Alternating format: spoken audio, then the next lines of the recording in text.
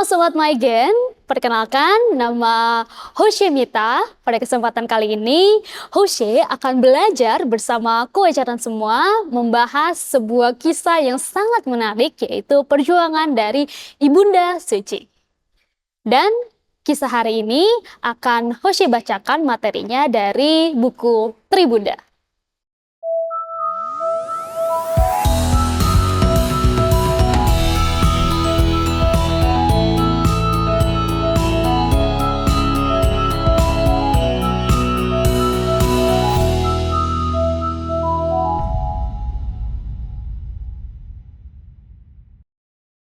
Ya, baiklah koecaran.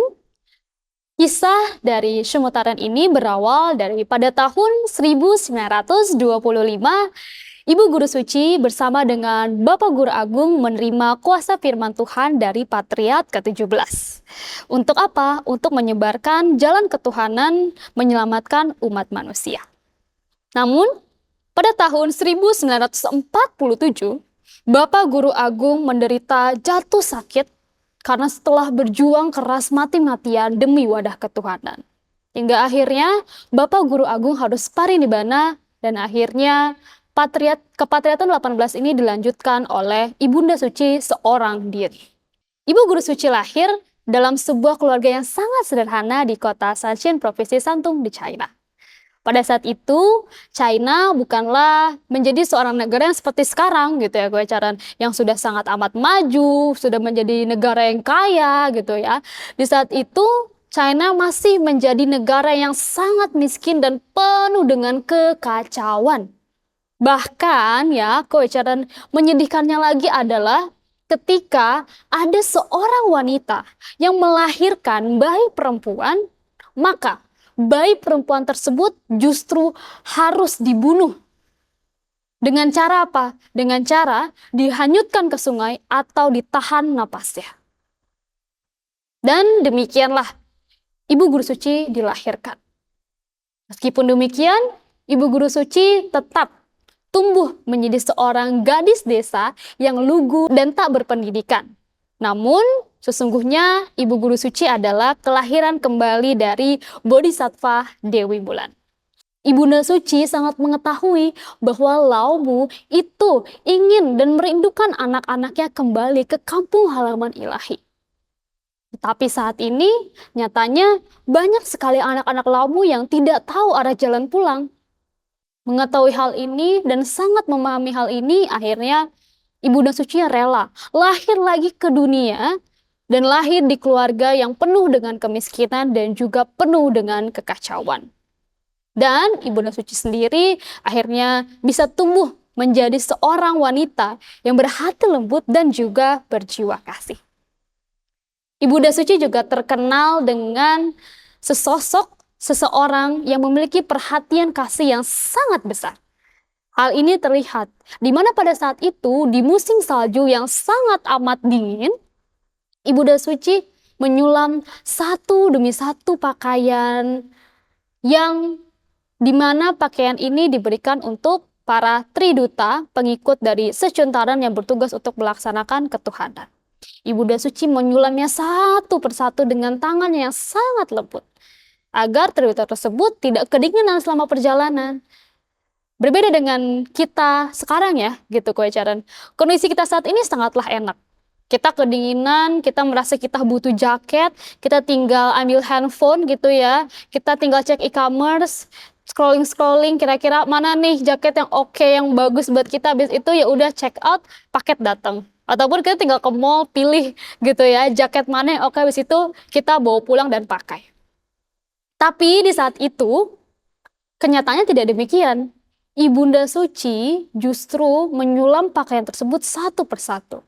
Dan tidak hanya itu, Ibunda Suci juga menyulam satu persatu jubah yang akan diberikan kepada umat pada saat itu. Sementara, apa yang digunakan dan dikenakan oleh Ibunda Suci? Ibunda Suci di saat itu justru koecaran malah menggunakan pakaian yang sangat seadanya dan sangat sederhana. Beliau lebih mementingkan umat manusia terlebih dahulu. Yang padahal kalau kita tahu gitu ya, beliau ini adalah seorang patriark suci. Namun tetap Ia tetap mengedepankan orang lain dulu, umat manusia dulu, baru dirinya. Inilah yang menjadi sebabnya mengapa beliau itu kita sebut dengan Ibunda Suci.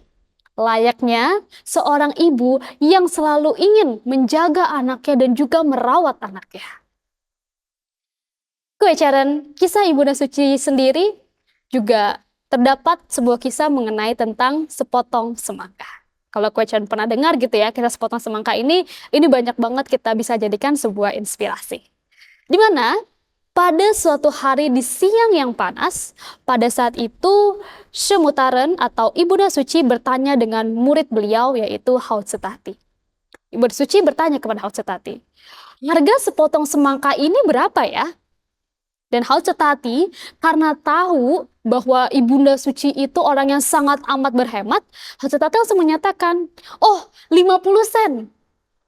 Yang padahal ternyata harga sepotong semangka itu adalah $1, bukan 50 sen. Ketika mengetahui hal tersebut, akhirnya Semutaren juga berkata, 50 sen? Wah, lebih baik kita minum air putih saja deh kalau seperti itu. Dan akhirnya karena Hautsetati tahu Semutaren sepertinya sangat menginginkan sepotong semangka ini, langsunglah dengan sigapnya Hautsetati menyatakan bahwa ia akan membelikan sepotong semangka itu dengan uangnya saja. Namun alih-alih Semutaren menyetujuinya, justru Semutaren atau Ibunda Suci malah tetap menolaknya. Dan Ibunda Suci justru malah berkata, muridku yang lugu, uangmu adalah uang umat juga. Dan uang umat adalah uang laumu. Maka dari itu, kita minum air putih saja ya.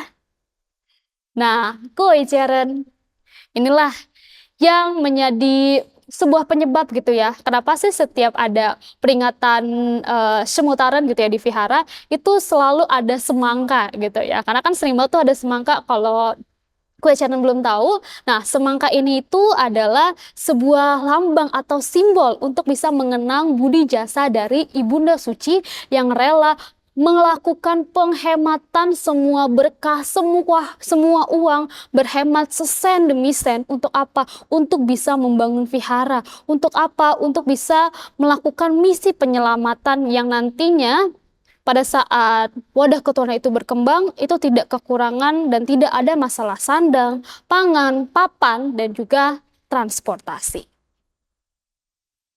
Perjuangan Ibunda Suci juga sangat luar biasa. Di mana semenjak Bapak Guru Agung meninggal dunia, Ibunda Suci melanjutkan penyebaran jalan ketuhanan dari tahun 1947. Dan pada masa itu, jika ada orang yang mau mendapatkan jalan ketuhanan, di saat itu harus mengirimkan surat ke Wejaran. Berbeda dengan sekarang. Kalau sekarang kita mau mendapatkan jalan ketuhanan atau kita mau tahu, itu kan pasti tinggal ambil handphone, ketik, kirim WA ke kue tencuanse, kue tencu atau kue foyen. Tapi di saat itu kita harus mengirimkan surat. Dan kalau di masa itu kita tinggal datang ke vihara gitu ya, ketika kita mau mendapatkan jalan ketuhanan.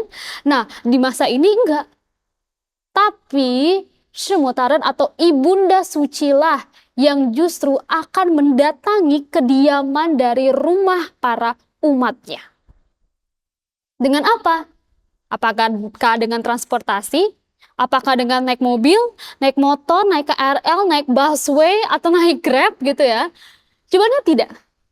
Semutaren melakukan itu semua dengan berjalan kaki berpuluh-puluh kilometer. Di saat itu pernah Ibunda Suci menempuh perjalanan sejauh 48 kilometer dari kota Cini ke kota Sanxin. Di saat itu tidak hanya membawa tangan kosong saja gitu ya Koicharan. Di saat itu Ibunda Suci juga harus membawa pelita suci dan beberapa perlengkapan lainnya. Menggunakan apa? Apakah menggunakan tas yang bagus seperti kita gitu ya, ransel kita bisa bawa, habis itu udah selesai? Jawabannya tidak. Di saat itu Ibunda Suci membawa semua peralatan itu dipikul di pundaknya sendiri bersama dengan muridnya. Sungguh luar biasa ya Koicharan. Kalau kita dihadapkan seperti itu, berjalan 48 km membawa barang-barang yang sangat amat banyak dipikul sendiri di pundak kita, apakah kita sanggup? Apalagi kue ceren di saat musim dingin tiba. Akankah Shemutaran di sini menyerah dan tidak mendatangi kediaman para umat? Jawabannya adalah tidak. Ibunda Suci masih terus dengan semangatnya akan menempuh jarak sejauh apapun. Bahkan di saat musim dingin, itu pun tetap ia tempuh.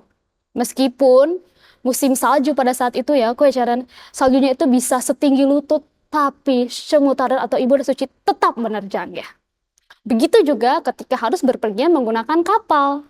Di sini, Ibunda Suci rela untuk hanya sedikit makan dan juga sedikit minum.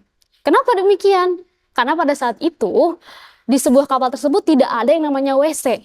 Dan mayoritas di sana adalah para pria. Jadi di sini, Ibunda Suci itu harus rela menahan lapar, menahan haus, lalu menahan buang air kecil selama 20 jam. 20 jam loh kue ceren. Apakah itu jam yang sangat sebentar? Jawabannya tidak. 20 jam itu hampir 24 jam, hampir satu harian. Dan kita bisa bayangkan, kalau Hoshe sendiri ya, kalau ditanya apakah sanggup apa enggak, jawabannya jujur tidak. Tapi Shemutaran melakukan ini dengan sangat amat tegar dan tidak ada yang namanya sebuah keluh kesah dari beliau. Dan inilah yang menjadi bukti cinta kasih yang luar biasa dari Ibunda Suci. Ketika berpergian pun ya, kue ceren Ibunda Suci juga dengan kesederhanaannya selalu membawa bekal yang sangat sederhana juga. Ada yang tahu kue ceren?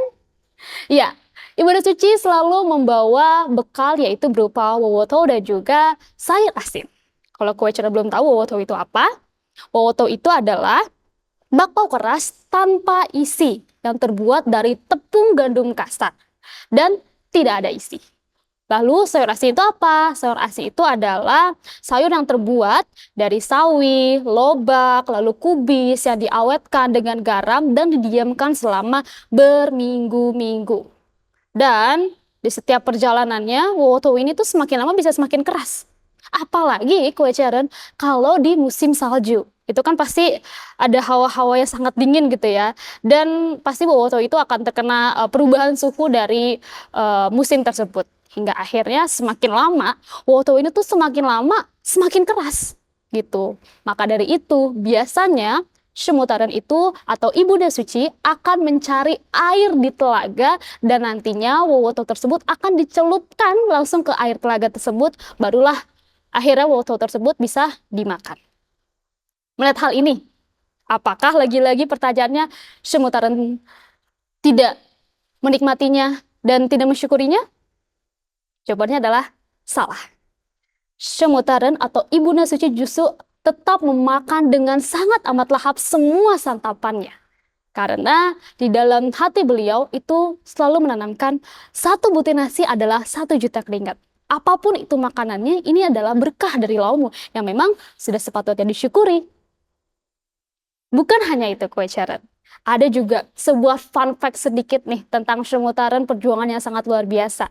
Di mana setiap kali Ibunda Suci tiba di rumah umat dan tibanya itu pas banget jam makan siang, Ibunda Suci tuh nggak mau yang namanya mengetuk pintu dari rumah umat tersebut. Atau Ibunda Suci juga enggan untuk masuk ke kediaman umat tersebut. Ibunda Suci justru malah melipir keluar dan menunggu keluar sampai jam makan siang itu selesai. Ada yang tahu kenapa? Alasannya adalah karena Ibunda Suci itu sendiri sangat amat memahami dan mengerti kondisi dari para umat di saat itu. Di mana pada saat itu kondisi di China masih penuh dengan kekacauan dan juga kemiskinan. Makanan yang dimiliki oleh setiap umat yang ada di sana pun sama. Cuman wowoto dan juga sayur asin itu sendiri. Jadi, Ibunda Suci di sini tidak mau membuat umat itu merasa sungkan karena tidak bisa memberikan makanan yang lebih layak dari wowoto dan juga sayur asin tersebut. Akhirnya Ibunda Suci rela untuk menunggu di luar rumah tersebut hingga akhirnya jam makan siang itu sendiri tiba, barulah Ibunda Suci masuk ke tempat kediaman umat tersebut. Demikianlah Ibunda Suci yang selalu siap berkorban dan selalu memikirkan orang lain, bukan dirinya sendiri saja. Dan kewajaran perjuangan Ibunda Suci juga masih berlanjut ternyata. Perjuangan Ibunda Suci sangat amat luar biasa, di mana pada saat itu beliau melakukan perjalanan di musim salju yang sangat amat dingin. Bisa dibayangkan ya, musim salju harus membawa tank-tankan atau barang di pundaknya, lalu berjalan kaki dengan salju yang setinggi lutut. Itu sedingin apa? Ya, kue Ceren. Pasti dingin banget. Kita aja kalau misalkan pergi keluar gitu ya, harus menggunakan banyak jaket, harus menggunakan banyak perlengkapan lah yang proper banget. Tapi kadang masih suka kedinginan gitu. Apalagi di saat itu Ibunda Suci gitu ya, hanya menggunakan pakaian yang seadanya saja. Di saat itulah Ibunda Suci benar-benar merasa sangat amat kedinginan dan merasa tidak kuat. Sampai akhirnya tangannya itu sendiri kaku dan juga sangat kram dan tidak bisa lagi menjinjing barang yang dibawanya. Namun meskipun udah di dalam kondisi yang benar-benar kedinginan, tangannya udah kram dan tangannya sudah kaku, apakah pertanyaannya Ibunda Suci menyerahkan dan sudah deh lebih baik kita melakukan atau berkunjung ke rumah umatnya nanti saja. Apakah pemikiran Ibunda Suci seperti itu? Jawabannya adalah tidak. Ibunda Suci justru meskipun di dalam kondisi yang sangat amat sulit, ia masih tetap terus berjuang dan memaksakan dirinya untuk membawa sebuah pembekalan dan semangat untuk bisa melanjutkan perjalanan tersebut. Dalam perjalanan itulah akhirnya Syemutaren juga memutuskan dengan muridnya, ya sudah lebih baik kita mencari penginapan dulu saja yang ada di sekitaran sini. Nah, penginapan yang Ibunda Suci cari juga bukan penginapan seperti kita ya, yang saat ini Kewajaran, yaitu penginapan yang enak, yang kasurnya empuk, yang selimutnya banyak, terus yang nyaman, yang cozy banget, yang estetik atau apapun itulah ya. Kita selalu mencari penginapan yang bintang 5, 4 gitu. Di saat itu, Syemutaren atau Ibunda Suci justru mencari penginapan yang gratis, yang hanya membayar untuk biaya santapannya saja, yaitu berupa mie dan juga sup, untuk bisa menghangatkan tubuhnya lagi. Di saat itu, kalau Kewajaran pikir, gimana ya lalu keadaan penginapannya di saat itu? Keadaan penginapannya di masa itu benar-benar sangat memprihatinkan Kewajaran, di mana Ibunda Suci hanya tidur dengan beralaskan ranjang dari batu dan selimut seadanya. Bayangkan ya Kewajaran, ranjang dari batu. Kita cuma tidur di lantai aja beberapa jam kali atau beberapa menit langsung sakit badan gitu ya. Nah, di situasi ini udah musim dingin, ranjangnya dari batu, selimut seadanya. Sangat tersiksa bukan Kewajaran? Kalau Hoshi ada di masa itu mungkin Hoshi bener-bener nggak kuat lah ya untuk melanjutkan perjalanan itu. Tapi Syemutaren atau Ibunda Suci benar-benar masih terus bertekad dan memaksakan dirinya untuk bisa melanjutkan perjalanannya. Dan semua penderitaan ini, mengapa sih Ibunda Suci rela melakukannya? Karena Ibunda Suci benar-benar ingin menghemat sesen demi sen untuk apa? Agar bisa ditabung untuk membangun sebuah vihara. Sungguh mulia bukan Kewajaran hati dari Ibunda Suci? Dan kisah selanjutnya tidak berhenti juga sampai di situ. Ada sebuah kisah tentang mukjizat kacang hijau dan nenek tua. Jadi, pada saat menyebarkan ketuhanan di kota Cenan, terjadi sebuah mukjizat. Di saat itu terjadi musim gugur, dan ada seorang pandita madya datang menemui Ibunda Suci di vihara. Para pandita madya ini membawakan sekantong kacang hijau. Dan di saat itu, karena kacang hijaunya itu baru saja panen, jadi belum semua kering gitu ya. Makanya di saat itu Ibunda Suci langsung mengeringkan dan membawa kacang hijau tersebut dan dijemurlah di halaman yang ada di vihara. Dan ketika menunggu kacang hijau itu kering gitu ya di halaman vihara, tiba-tiba ada seorang anak duta langit yang meniup-niup kacang hijau tersebut. Dan ternyata sangat menakjubkan, ternyata anak duta langit itu adalah Buddha Cikum yang meniupkan hawa suci dari kacang hijau itu agar bisa menjadi pil ajaib. Pil ajaib ini adalah pil yang bisa menyembuhkan semua penyakit dari yang diderita oleh manusia. Sejak itu, akhirnya lah apabila ada seorang umat yang datang ke vihara dan mengeluh sedang sakit, Buddha suci akan selalu memberikan pil ajaib tersebut untuk umat tersebut bisa mengkonsumsinya. Dan ketika umat tersebut mengkonsumsinya, maka sakitnya pun langsung sembuh. Dan akhirnya dari sinilah Kowecharan banyak berita dan informasi yang masuk dan sudah tersebar gitu ya ke beberapa kota bahwa ada pil ajaib ini di vihara. Maka dari itu disinilah yang menjadi cikal bakal gitu ya. Wadah ketuhanan saat itu bisa berkembang dengan pesat dan berkembang jaya. Dan dikarenakan adanya banyak berita yang berkesinambungan gitu ya, bahwa ada pil ajaib di vihara yang bisa menyembuhkan berbagai macam penyakit. Ada saat itu seorang nenek tua yang biasa suka membantu membersihkan vihara.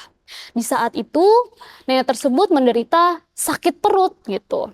Karena beliau tahu bahwa di sini ada pil ajaib nih yang bisa menyembuhkan berbagai macam penyakit, maka nenek tersebut langsunglah dengan bergegas mengambil 2 butir dari pil ajaib tersebut tanpa izin dari Shemutaran atau Ibunda Suci. Di saat itu, nenek tersebut langsung mengkonsumsi dan meminum pil ajaib tersebut. Tapi, apa yang dirasakan? Apakah nenek tersebut sembuh? Jawabannya tidak. Justru di sini, nenek tersebut malah semakin sakit. Alih-alih mendapatkan kesembuhan, justru ini malah semakin sakit. Di saat itu, Kowecharan, Ibunda Suci yang mengetahui hal ini menyadari bahwa sepertinya nenek ini sedang mendapatkan hukuman dari para Buddha karena nenek tersebut telah mengambil pil ajaib tersebut tanpa izin. Lalu ketika mengetahui hal ini, apa yang dilakukan Ibunda Suci? Apakah Ibunda Suci marah karena nenek tersebut sudah mengambil pil tersebut secara diam-diam? Jawabannya adalah tidak. Justru Kowecharan di sini Ibunda Suci dengan penuh cinta kasihnya menjemput nenek tersebut untuk kembali ke vihara dan menemani nenek tersebut untuk bersujud memohon ampun kepada Laomu dan juga para Buddha karena telah mengambil pil ajaib tersebut secara diam-diam. Dan seketika itu nenek itu juga langsung sembuh total dan menyadari semua kesalahannya. Inilah Kowecharan yang dinyatakan bahwa Shemutaran itu rela membimbing kita semua, membimbing umat manusia agar bisa kembali ke jalan yang benar dan bertobat ke hadapan Laomu dan para Buddha. Kowecharan, tahun demi tahun, hari demi hari teruslah berganti. Wadah ketuhanan semakin berkembang jaya di masa itu. Hingga akhirnya di tahun 1961, wadah ketuhanan di sini mengalami guncangan hebat dari pemerintah. Satu demi satu, vihara harus ditutup. Dan di saat itu, Ibunda Suci pun sangat sedih. Karena ketika satu demi satu, vihara banyak yang ditutup, maka mengartikan satu demi satu juga jalan untuk kembali ke nirwana dan untuk mendapatkan jalan ketuhanan akan ditutup juga. Ibunda Suci sangat sedih sekali, sangat cemas sekali melihat fenomena ini terjadi. Ibunda Suci benar-benar memikirkan apa yang harus ia lakukan. Sampai akhirnya Ibunda Suci menyadari bahwa ini semua disebabkan oleh aku salah karma massal umat manusia. Atau ini semua disebabkan karena besarnya dosa karma dari umat manusia. Yang sebenarnya pada dasarnya kita sebagai umat manusia ini sebenarnya tuh tidak layak untuk bisa mendapatkan jalan ketuhanan. Karena ya banyaknya dosa karma kita yang menagih ini. Melihat hal ini tentu Ibunda Suci sangatlah sedih. Sampai akhirnya di suatu malam, Ibunda Suci menyalahkan pelita dan menyalahkan seikat dupa. Di sini, Ibunda Suci bersujud dan memohon welas asih dari Laumu. Dan di saat itu, Ibunda Suci juga bersumpah, semua penderitaan dan kesakitan umat manusia, biarlah aku yang menanggungnya dengan derita jiwa dan ragaku. Koecaran, di tengah malam yang hening itulah, Ibunda Suci yang kala itu sudah berusia 66 tahun memanjatkan ikrar agungnya. Untuk apa? Untuk bisa menanggung semua dosa karma dari umat manusia. Bersujud satu demi satu ketukan dengan penuh ketulusan.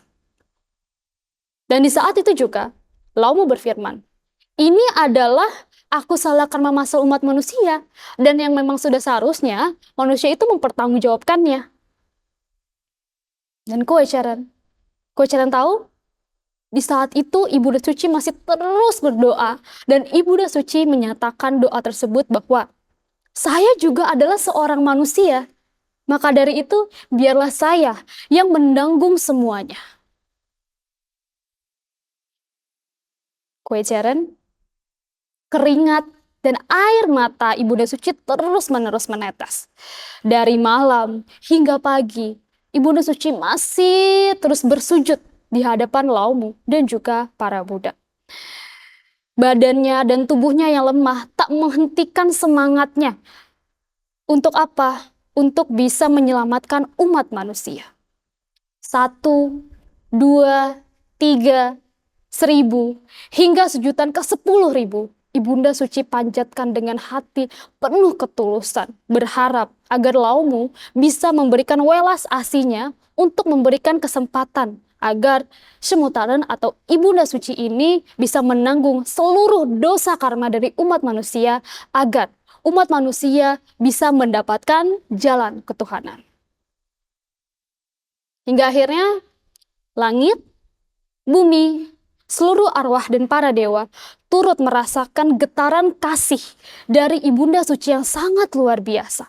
Mereka pun turut meneteskan air mata, terharu akan pengorbanan seorang wanita tua yang rela menanggung semua penderitaan ini sendiri. Singkat cerita, kicauan burung dan cahaya mentari mendatangkan kedamaian di dalam hati Semutaran atau Ibunda Suci. Di sini menandakan bahwa artinya Laumu telah mengabulkan doa dari beliau. Dan begitu bangkit dari ribuan sujudan, ternyata punggung beliau sudah tidak lagi setegak dulu. Langkah kaki beliau sudah tak lagi semantap dulu. Dan daya pikir beliau pun sudah semakin menurun. Tetapi di dalam jiwanya hanya ada satu. Wadah ketuhanan dapat diteruskan. Dan putra-putri Laumu akan bertambah banyak yang akan terselamatkan. Dan yang paling sedihnya lagi adalah Koecaran. Ibunda Suci di saat itu juga langsung mengalami kelumpuhan. Dan ini semua disebabkan tak lain dan tak bukan karena beliau menanggung seluruh dosa umat manusia yang dipikulnya seorang diri. Ketika sudah mendapatkan penderitaan ini, akhirnya penutupan vihara pun dibatalkan. Pemerintahan setempat telah menyatakan bahwa ajaran ketuhanan itu adalah bukan ajaran yang sesat. Sejak saat itu, wadah ketuhanan semakin berkembang jaya. Ketika wadah ketuhanan sudah berkembang jaya seperti ini, pertanyaannya sekarang adalah, apakah Semutaran atau Ibunda Suci saat itu terbebas dari penderitaan tersebut? Jawabannya, tidak, Koecaran. Bukan setahun, bukan 2 tahun, dan bukan 3 tahun Semutaran atau Ibunda Suci menanggung semua penderitaannya. Melainkan 11 tahun Semutaran itu terbaling lumpuh di atas ranjang. Ibunda Suci benar-benar tidak bisa sama sekali melakukan apapun. Beliau hanya bisa terbaring di atas ranjang saja. Seringkali air matanya selalu mengalir, mengkhawatirkan umat manusia. Tapi, apa daya, Saat itu Semutaran sudah tidak bisa melakukan apa-apa. Semutaran hanya bisa terbaring di atas kasur saja. Dan penyakit silih berganti terus datang menggerogoti tubuh dari beliau. Namun beliau tetap tegar menjalani semua penderitaan tersebut.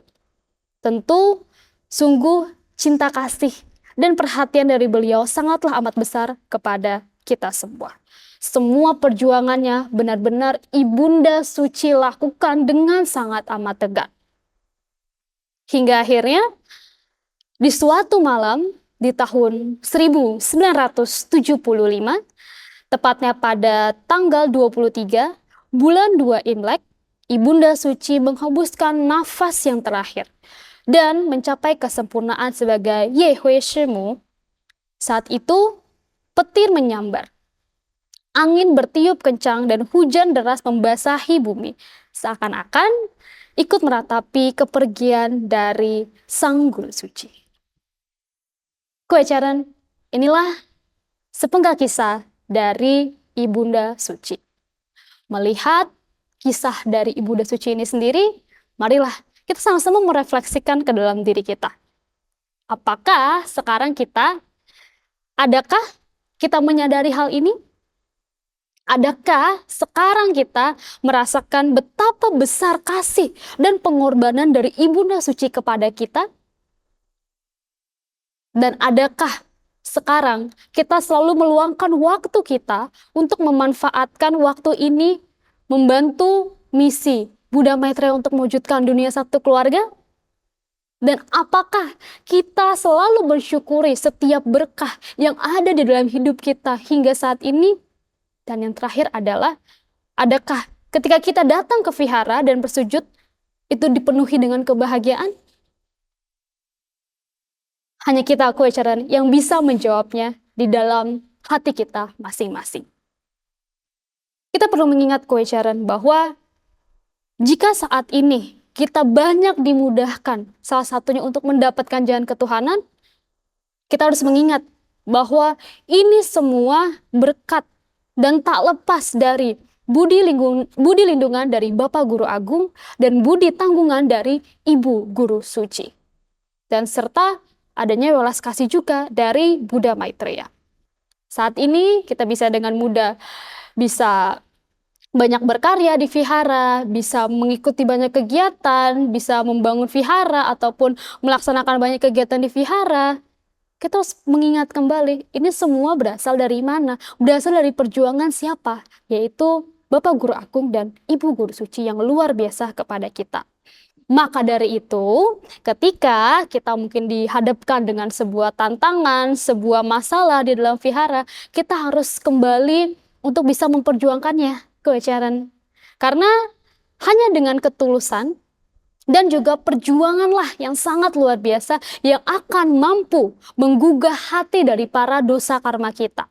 Hingga akhirnya kita diberikan kesempatan untuk bisa membina ketuhanan. Dan percayalah, ketika kita bisa terus berjuang dengan penuh ketulusan, maka di saat itu juga pasti Milevo, Buddha Maitreya akan membantu kita. Dan kita tidak pernah sendiri, Kuecaran. Ya, baiklah, Kuecaran, itu dia sepenggal kisah dari Semutaran.